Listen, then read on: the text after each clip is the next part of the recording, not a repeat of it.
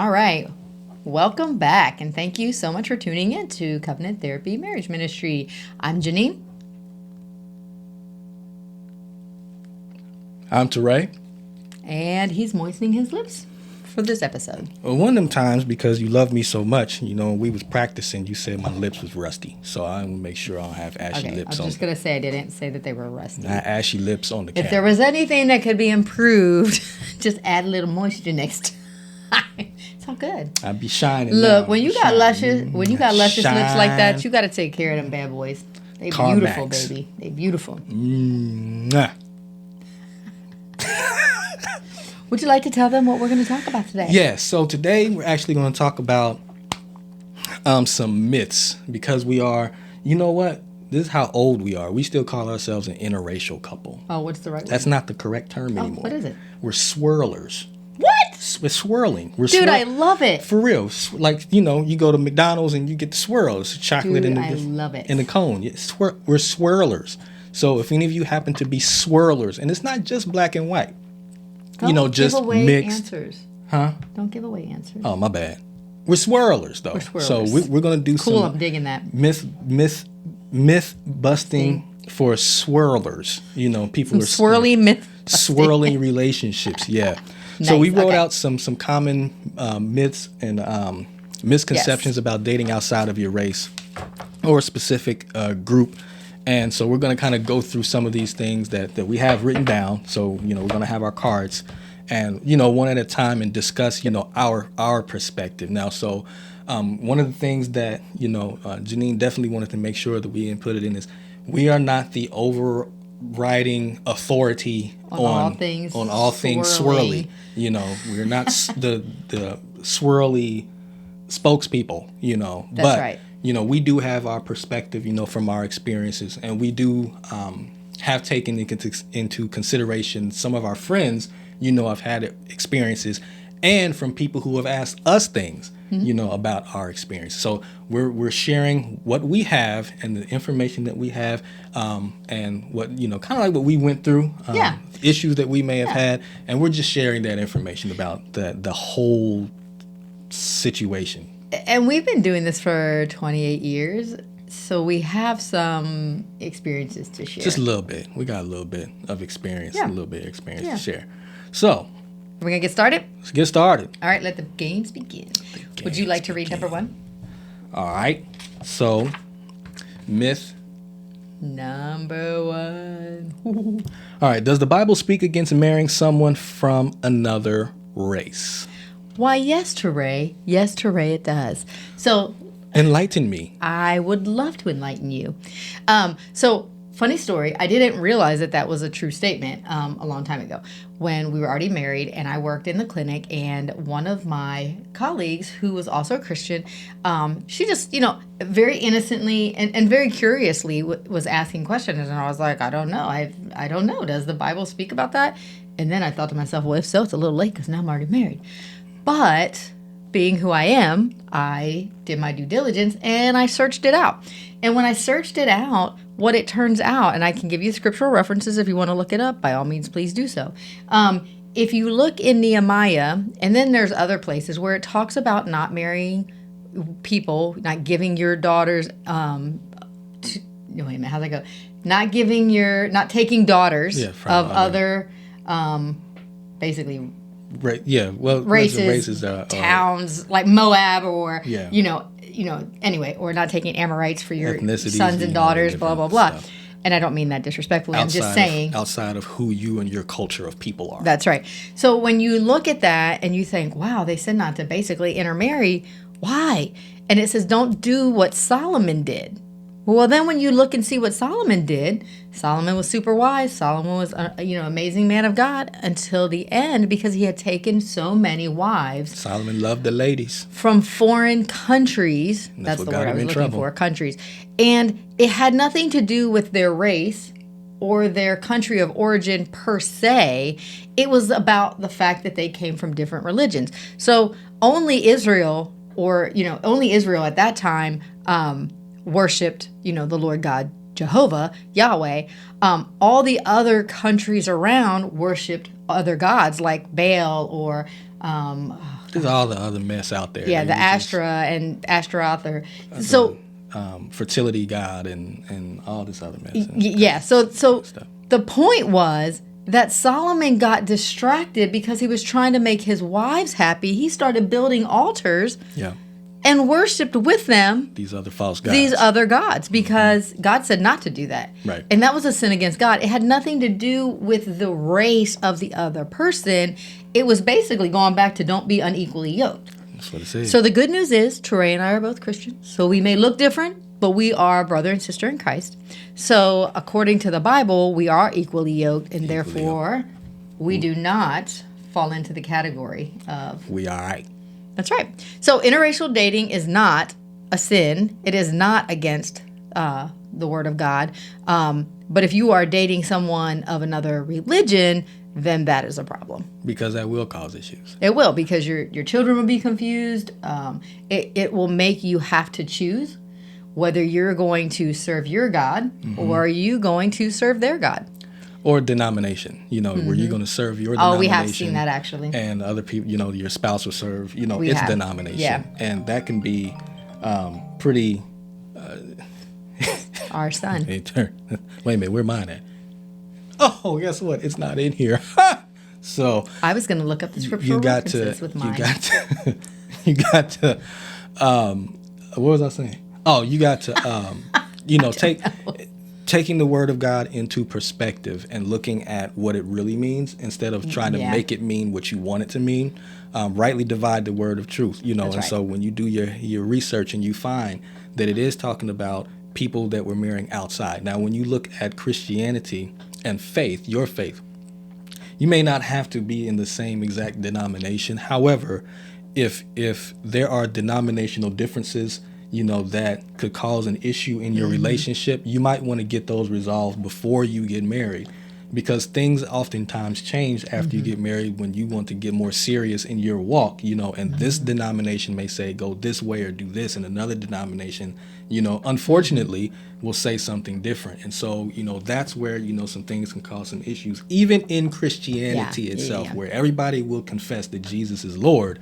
You still have to separate certain things because of these denominational things, that Doctrinal, essentially. doctrinal, to whatever. So, but as far as is swirling, is it swirling itself a sin? No, it's not. It is not. It's okay to swirl, and it's okay not to swirl. You know what I'm saying? So it's not Worry more about nobody being equally yoked going to with... hell because you swirl. Be more worried or concerned about being unequally yoked with unbelievers. Absolutely. So if you are a Christian, you should be seeking a Christian spouse. A Christian. The other side of that, if you are already married and your spouse is not a Christian, you need to be praying that person in, and you need to be showing your good works, not preaching, showing your good works, and let that lead them to a relationship with Christ. Lead by example. Yep. Because your example of faith in God could be the thing that saves your spouse. Amen. So your actions will speak louder than That's your right. words. Okay. Okay, it's your turn, Yeah, right? okay. Number 2. Myth I get to answer this one, right? number 2. All right. People stare and make comments everywhere you go. Man, okay. So things are not the same way that they used to be. That's right. When we were... So let me put it to you this way, too. When we got married while still in the military, in a place, Hawaii, Pearl Harbor, where there was all kind of... It was a melting pot of people anyway. That's right. So it wasn't so much of an issue to see... It wasn't uncommon. An uncommon, to see swirling, in the military. And it's always a shock, it was a shock when you get out of the military, because then you have to readjust to life outside of a protective box. Yes, yep, that's true. And so at that time, back when we got out and completely got out, and then moved back here to Ohio, it's not that it was, it's not as common. It was not. It was not as common as it is today. So did we have people that looked at us kind of funny? Yes, we did. But that doesn't mean nobody approached us with negativity. I don't remember. We didn't have a lot of the interactions that we have heard some of our other friends that were in these mixed relationships, we didn't have the same type of issues that they had, because they had run-ins. People would just randomly say stuff to them. We didn't never have any of that. But when we first got back, some of it could have been y'all new faces. You know what I'm saying? We haven't seen you here before. It could have been anything. Some of it could have been because we're beautiful people, and it definitely could have been because of that. You know what I mean? But it's like, did we have some of that? Yeah. We did. Yeah, we did. I think we had, once our kids started popping out, I think we had a lot of people that would walk up and be like, your children are so beautiful. We had a lot of that. I did feel like we had a lot of that. Yeah, I do feel like people stared. People did stare. But here's the deal. People stare anyway. Yeah. Like, I'm really, like, fair-skinned, so when I walk onto a beach, people stare because I'm pretty fair. When, if you're a super attractive person, people stare. If you're a super unattractive person, people stare. If your outfit is the bomb, people stare. If you look like a clown wait a suit. minute. I said outfit. It's not even outfit. Man, my words got to be right. If your drip is nice, people stare. It's drip. Wow, I'm learning. I'm learning right along with you guys. Swirling and dripping. That sounds like a problem, and I'm not like going to be a part of that. Melting ice cream. I'm not going to be a part of that. But it's what it is, babe. It's what it is. Swirling and dripping, I'm not. So sounds like you got a swirly, and now you're dripping. It sounds like an issue. We need to rethink our slang. So you have to stop. You have to all things into consideration. We know some of it had to do with us being, a mixed couple. Can I confess? Please do. Sometimes I stare. But because it catches me off guard. I don't know why. I don't care, obviously, because here I am, right? But I do sometimes, whether they look really good together or if it's just the contrast of, like, the skin color, like, because I'm really fair and you're, like, nice and chocolatey. Okay, go ahead. But sometimes I do. Like, I don't do it, like, rudely. I'm not, like, mean mugging. I really am just, I don't know, just sort of like, oh, that was nice. And then I just keep going about my business. I don't look hard. I think some people do it, too, because it's like, how did that happen? You know what I'm saying? Like, you can look at people and be like, But I will equally stare in those situations, no matter what the color of the person is. But that's what I'm saying. Like, that's what I'm saying, though. You can look how did he nag that? Or how did she nab that one? Like, how'd that happen? 1 + 1 don't equal 2. I'm sorry. I'm not trying to be judgy. I'm being honest, guys. So outside of all of that stuff, the people, it's observation. They did. Now, does it happen as much as it used to back then? No. Nope, not nearly as much. Wait a minute, because I can't say nothing because that might be another one of them questions. Okay, right. My bad. Oh, it's my turn. I get that. Hold it to the end. Myth number 3. Interracial marriage is not very common. Ooh, so I took the liberty of using my Googler, and what I found out was, let's see here. I've got marriage stats for, did we do the Gallup approval rating? No, we didn't say. Okay, you say that now? so let me, so Gallup's approval rating. Okay, so marriage stats. It used to be illegal in many states till 1967. That was the Loving versus Virginia court case. There was a movie called Loving. That was the last name of the couple who technically married illegally because it was a law in the books. But they fought and had it overturned in all 50 states. Yep. Yeah. So 19% of all new marriages are between people of different races or ethnicities. Swirling. Swirling. And 10% of all married couples, this was 2016 data, specifically 10% of all married couples are of 2 races. So that actually is like over 3 million couples. That's a lot really of couples. A lot. It's a small percentage, but it's a lot of couples. Right. But also, just to throw this one out there, I didn't realize that Gallup was asking this question, but there's an approval rating for interracial marriages. And when it started, the first time they asked this question, I don't even know why they would ask this question if it was illegal at this time, but in 1958, they asked that question. And the results were 4% approved of interracial marriages. That's crazy. Again, it was illegal in many states at that point. But today, 2021, it has an approval rating of 94%. What? Wow. Look at that. Interesting, right? It is. All right. And we was, it's my turn to ask a question. No, it's No, it's your turn to ask a It question. is. Did you have anything else you want to say before I go to number 4? Nope, because I need to wait. You do see what the questions are? I did. But no, go ahead. Oh, I'm going to go. You ready? All right. Myth number 4. Okay. Biracial children will have more problems in life than other children. What say thou? I'm going to say false. Okay. Only because children going to have problems anyway because children are cruel. No matter what race they are, children are cruel. The children is cruel, and it could be anything, too skinny, So, once again, coming from a place where things are not as bad as they used to be. However, there are still certain areas where that old mentality is there. Yep. And you may have, a few mixed races, children in a particular area. And it may be difficult in that situation, but in the mass populace of a city, they're going to have probably normal struggles like any other kid. Mm-hmm.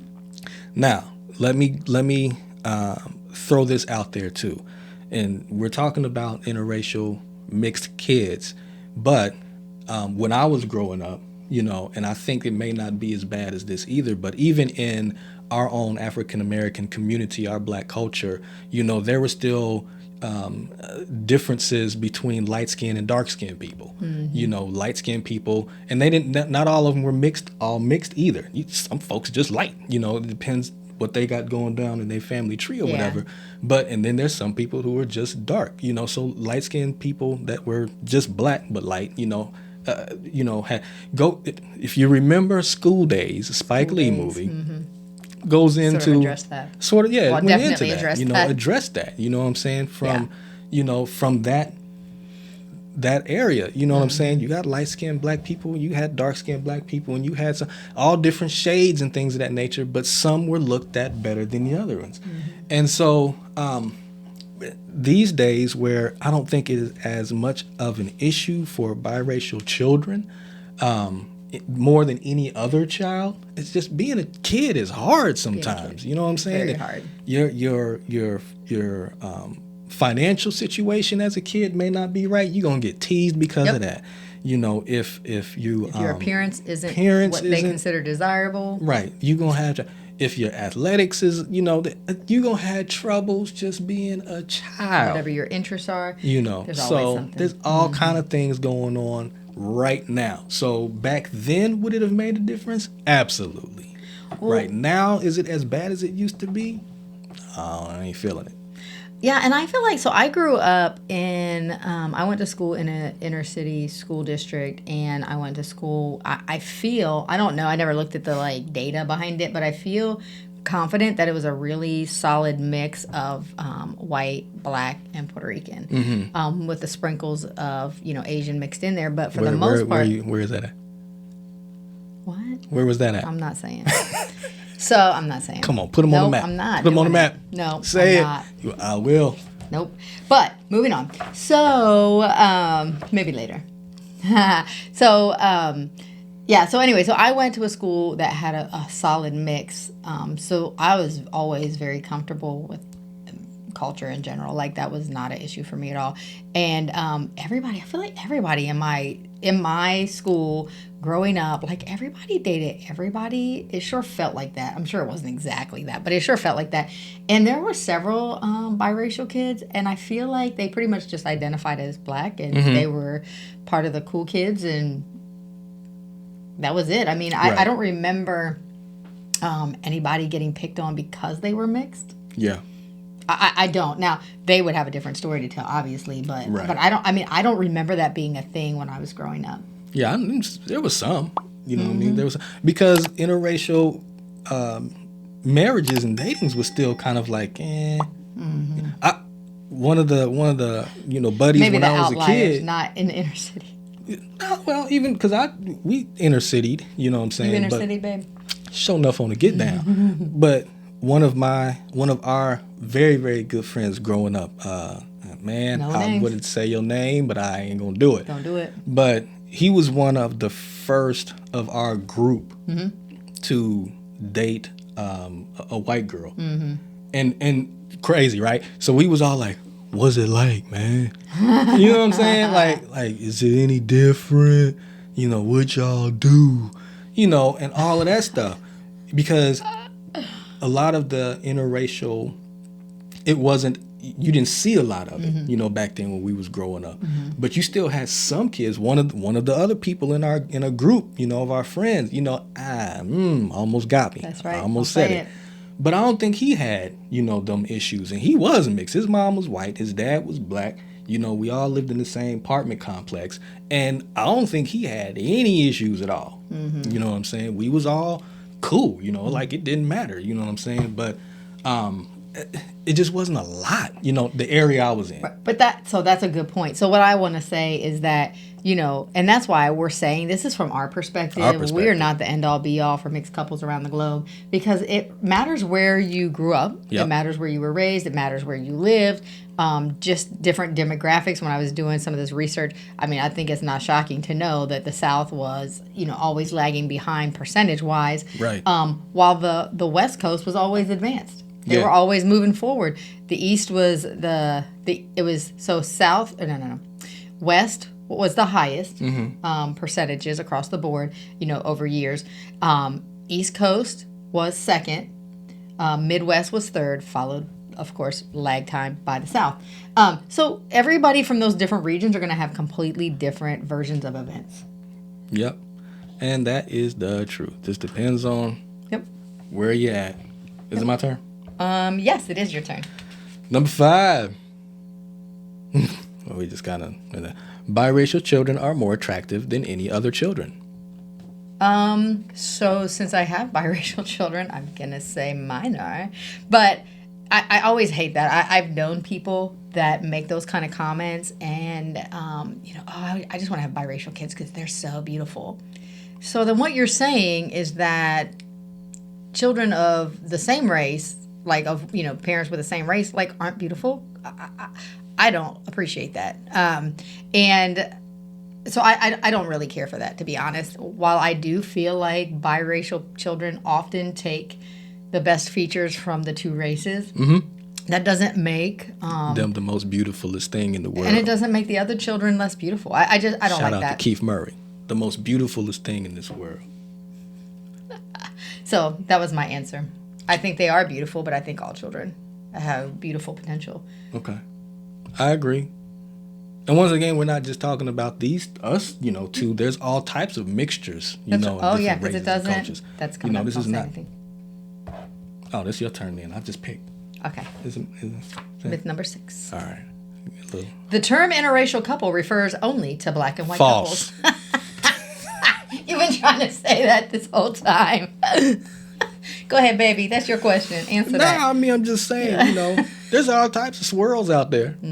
Swirls of all colors. All colors, you know, so it's, you know, and then when you start getting into not just black and white, but then you get into the different, you know, ethnicities, you know, and different, you know, because people ain't staying, you know, in their same spot anymore like they used to. You know, a lot of people are branching out. Opportunities have opened. for whatever reason, you know what I'm saying? And then I think people are understanding that you can have, you know, common interest, you know, and still find good, and you know, in different races, you know. So a lot of the stereotype stuff is being broken down, you know, where you can see, I like you because you're you, you know, not because of this or anything I'm not else. You know, just you still a person. You got different whatever, this, that, and the third, but I still like you, and we can fall in love with each other because we fall in love with each other, male and female, and we just love each other. Yep.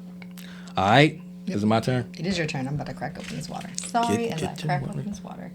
All right. If you date outside your race, you only date outside your race.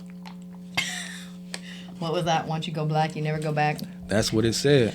Well, I'm here to say I dated all kinds of races. I did not have a preference. I personally, so my first boyfriend in kindergarten was black. You had a boyfriend in kindergarten? I did, and I was super excited for him to meet my mom. I don't think I was allowed to have girlfriends in kindergarten. Well, I didn't say I was allowed to. I just had one. But, when you do it for the first time, that's usually when that conversation comes up.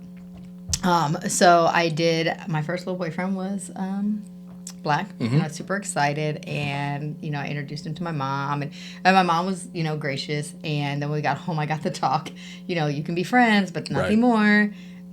Okay, but that's stupid. So wasn't buying it even in kindergarten. And then I think I got to 5th grade, and my boyfriend was mixed, black and white. I got to talk again, and I'm like chuckling, like, what are you talking about? He's half white. Half ain't whole. He's half white. What do you look? And I remember they even brought my sister in to because I was very close to my sister, so they wanted her to sort of sway me. I wasn't buying it. I tried to respect their boundaries, but I wasn't buying it. And then when I got, I don't know. I feel like all the guys that I was attracted to, even if I look at TV shows, I usually am attracted to the one with dark hair.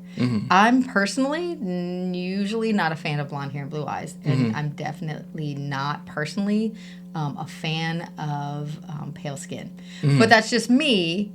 I think pale skin looks beautiful in women, but I just am not attracted to that feature on men. And for real, probably if I'd had children with somebody that was as pale as me, our kids would be see-through. Because I'm pretty white, guys. Pretty fair. But I don't know. Even white guys that I'm attracted to, would have tans or... So, I don't know. Yeah. That was just my personal preference. And it didn't have to be black. I dated Spanish. I dated Asian. I'm equal opportunity over here. Yeah. I think my... of course, that's not true, but, my older siblings have dated outside, okay. So I'll say my older siblings did not, but cool.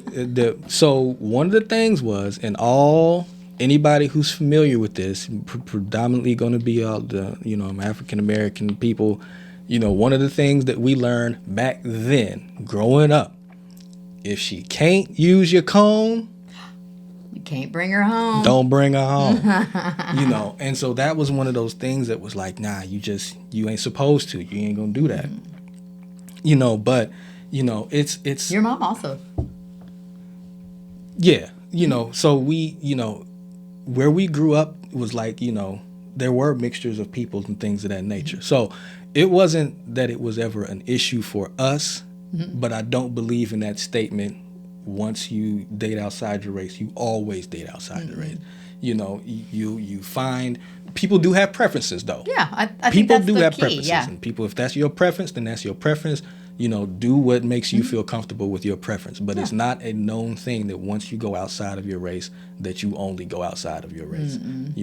Now you do if you go outside of your race and get married because you stuck to that same person. Facts. But if you're just dating just to be dating. You're gonna do whatever. Yep. That's the truth. All right, my turn. Yep. Myth number 8. Dating and marrying outside your race is usually an act of rebellion. Once again, that just depends on where you was brought up and how you was brought up. And who you are. Yeah, because, it could go either way. You could say that certain areas, will still feel that way. But generally, I don't believe that that's. Not anymore because it was taboo back then. I'm sure first there were of all, it was people against that the did law. that You know what I'm saying? way back, you couldn't even do it because it was against the law, and some of that mentality, even though it was accepted because of the loving case, still was like, I'm not ready to to give in to that yet. And so a lot of that was still passed down from generation to generation, because parents would be like, you can't do this. And they'd be like, I'm going to do it anyway. Act of rebellion, right? Because you're not following, what laws were laid out in front of you, your parents were saying, and so therefore, but now not as much. Yeah, so I feel like that is, it just depends on the person. Some people, if that's something that's going to get under your parents' skin or your family's skin and you sort of want to get back at them, I'm sure there are people that do that. I was not one of them. I actually tried to be obedient for a long time. I remember I was in middle school and I was really trying to be obedient. I was really trying to listen to my parents because I really was a good girl. And I remember he was cute too, little cute guy. And he wrote me a letter, like back in the day, do you like me, yes or no? That, how cute he was, though. Okay, I was in middle school guy. Let me find him now. You know what I'm so anyway, he wrote me a letter, do you like me, yes or no? Or will you go out with me or something like that? Because where do you go when you're in middle school, right? But this person, I know her name to this day, snatched that little note up and read it out loud in front of everybody.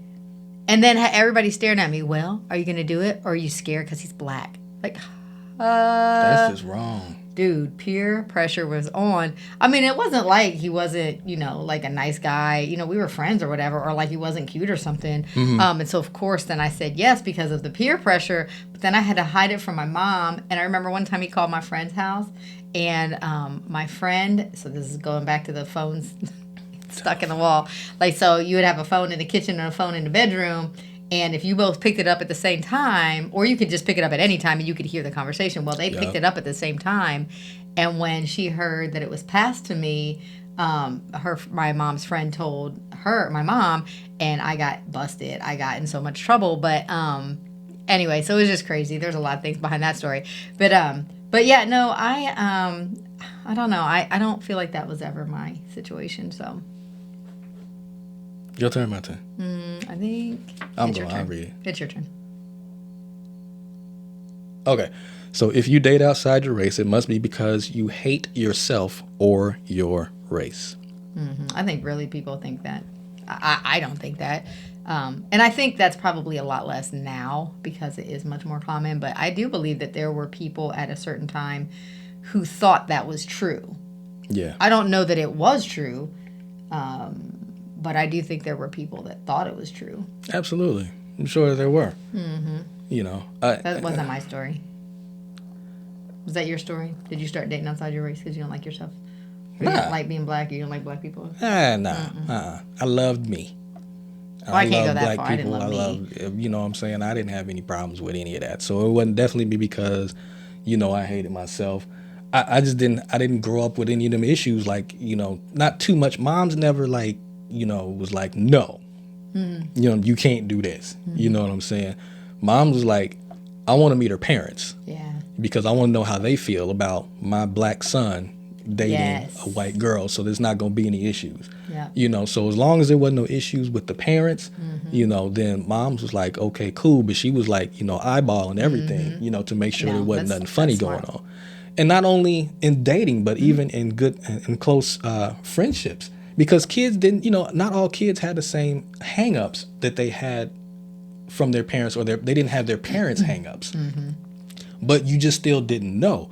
So Mom was like, even if we had, one of my best little homies, Don't say his name? No names? I'm not going to say your name. But you was his best little homie. Right. And you talk about cultural differences, right? He spent the night over my house. I spent the night over his house. Spent the night over my house. And little homie never had syrup. We was like Butterworthed out. You know what I'm saying? Never had syrup. I never had no syrup. And I thought that might have been a cultural thing or something. I don't know. We just Butterworth. You know what I mean? Talking bottle, it's Butterworth. And Aunt Jemima. You know what I'm saying? We had it all. Thought they was black. You know what I'm saying? So we gonna have syrup. And it was, but he had never had none before. So when he came over our house, he was like, man, this is so that, but even with him being my buddy, my mom still had to make sure that it was cool, and that there wasn't no issues with his parents, before I could really go over there and spend the night. And, she was still concerned, but she didn't want to create that in us. Yeah. So it was like, I'm just going to check to make sure I feel comfortable. If she felt comfortable, then it was okay, but she was still like, if anything, pop off, you call me. Mm-hmm. So. No, and I think that's good. I think we did that with our kids anyway. Oh, yeah. I did that when interviewing for a babysitter. So there was very few times in my life where kids were at somewhere babysitter. Else. Yeah. I got to stay home with my kids once we both got out of the military and stuff. But so when we moved from Hawaii to Washington State, I went out ahead of Teray. Teray stayed behind, and he worked. and was saving up because he was making such good money in Hawaii doing was it construction? Was it maintenance? Thank you. And so me and Trayvon went on ahead to Bremerton, and we stayed with a friend. And while I was there, I had to take time to find a babysitter, things like that. And that was on my interview question list. Like, how do you feel about black people? My child is biracial, and I need to make sure that you are not going to abuse my child because you have problems. So what really turned out, what was great is that the babysitter we found, I really felt like it was God, but she actually had just transferred. She was Hawaiian, and she transferred with her husband. And so we actually had a Hawaiian lady. She was nice. She was nice. Awesome. Yeah, she was so good. Nice. She was so good to Trayvon. She was good people. She was. So, so that's what we did. I think it's... Okay, I'll read to you. Marrying someone outside of your race means you... Nah, I just read that. Okay. Too late now. Marrying someone outside of your race means you must have settled out of desperation. Dum, dum, dum. Okay, funny story. My first husband, I feel like I settled because I was desperate to please my parents. So he was white, but was very comfortable in the black culture. Mm-hmm. What would we have called that back in the day? Acceptance, I suppose. No. He was basically a black white guy. Oh, well, yeah, we had plenty of them. Oh, you know, growing up, we had plenty of them. Yeah. You married one of them. Not a black white guy. I didn't. Not a guy, girl. No. Yeah. So anyway, my desperation was more trying to please my parents, and I married a white guy, and he was terrible to me, absolutely terrible. But what was good about that? So I had been dating out of my race for a long time, and my parents had gotten to the place where they were accepting it. But I feel like when I married him, and they found out how terrible he was, it made the case for. Why you shouldn't do it? No, why? Like basically, it took all of those stereotypes off the table.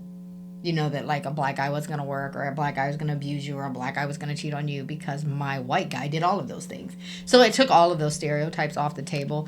And just to let you guys know, my parents loved the snot out of Teray. I used to joke and say I think they loved him more than they loved me. I know my grandma, I feel like she sort of did. But my mom is gone. My grandmother is gone. My dad is not. But my parents absolutely loved her. Mom's was my buddy, like they for real. Good. Like they were good. That was, but there was still some breaking down. Yeah. That needed to be done with that. And then also with other members of the family as well. Mm-hmm. Yeah, because my oldest brother choked me out when he found it out that I was dating out of my race. Like literally grabbed me by my throat and lifted me up off the ground. He literally choked me out. Yeah, that's just wrong. That was wrong. But it's all good. It's all okay. Next one. But he came around too, just FYI. He came around. All right. Myth number 11. Dating outside of your race diminishes your racial equity. It False. Makes you less black, less white, less Asian, etc. What's your answer? False. But people have made those comments before. Mm-hmm. It's just been so sad, people's mentality, on things that they're basically ignorant about. Mm-hmm. Ignorant not meaning, being a bad word, it's just misinformed. Yeah. You just have not been educated, all the way. You probably passed down some generational knowledge, and it's just settled with you because that's what people have learned and have been taught, and have just not been able to see objectively to anything other than what you've learned.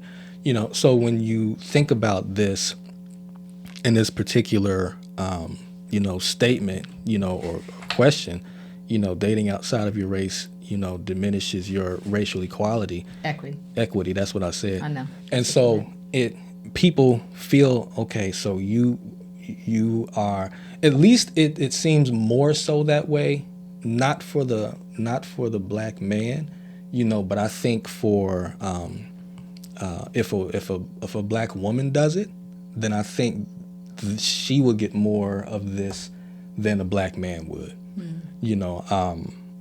And that's still not fair. It's still not right. But I've heard some stories, from people and the chastisement that they had to take, the verbal abuse, that they've had to take at any point.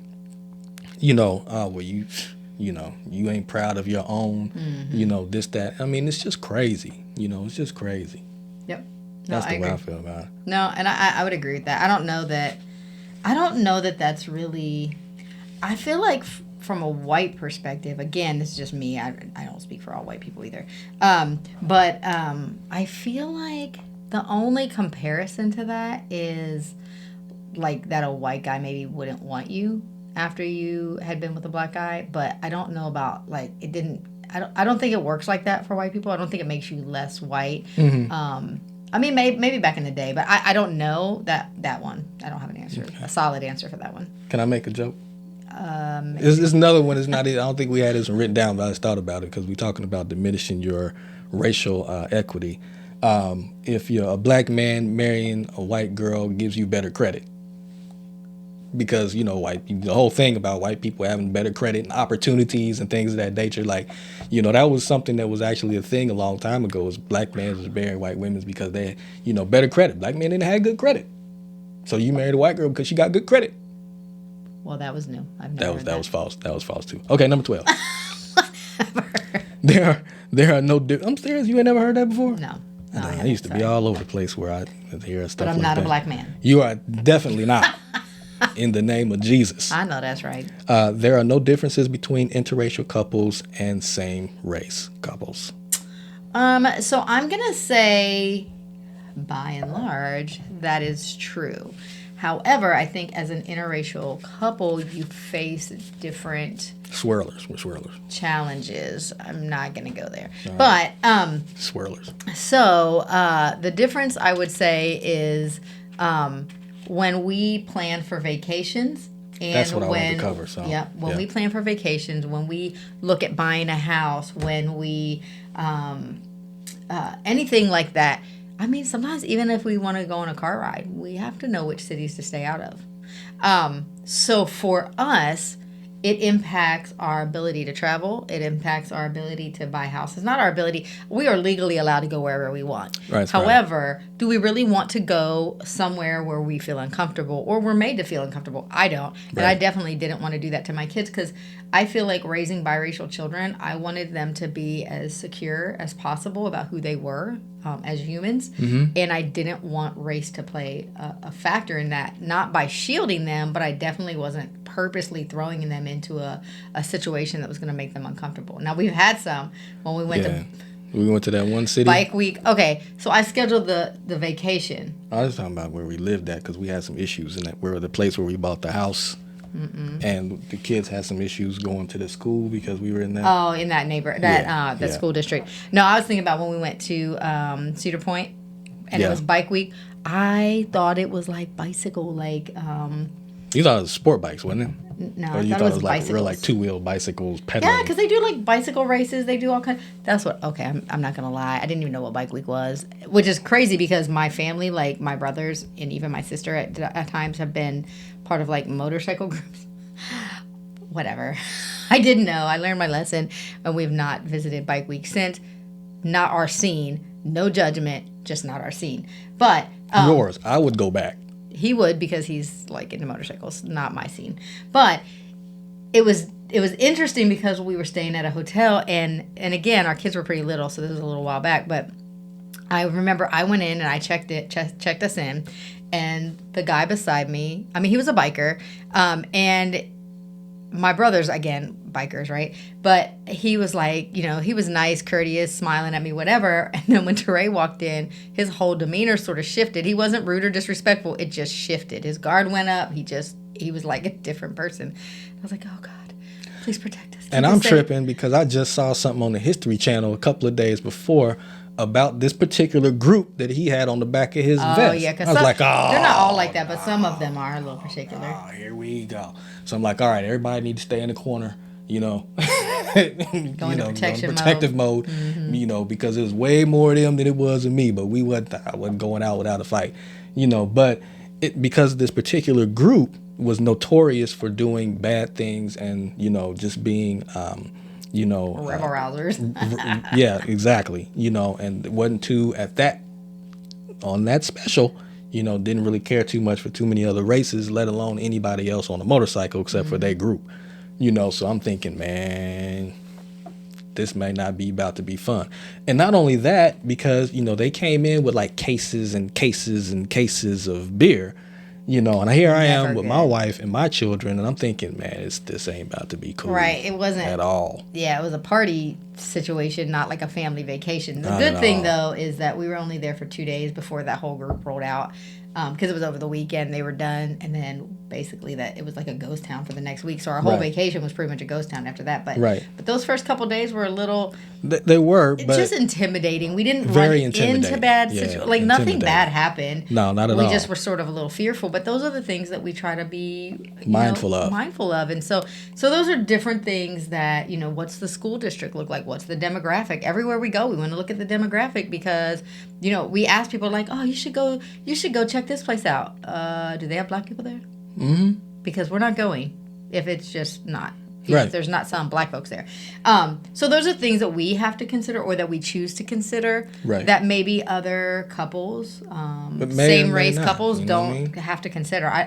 That's our perspective. That's what we have encountered. And what we've learned too is that you can be a couple of the same race and go to any of these places. Mm-hmm. It's just that when there's a little mixture is when you see people that may have some issues. Yeah. And so that's what we're looking out for. You know what I'm saying? And it can go either way.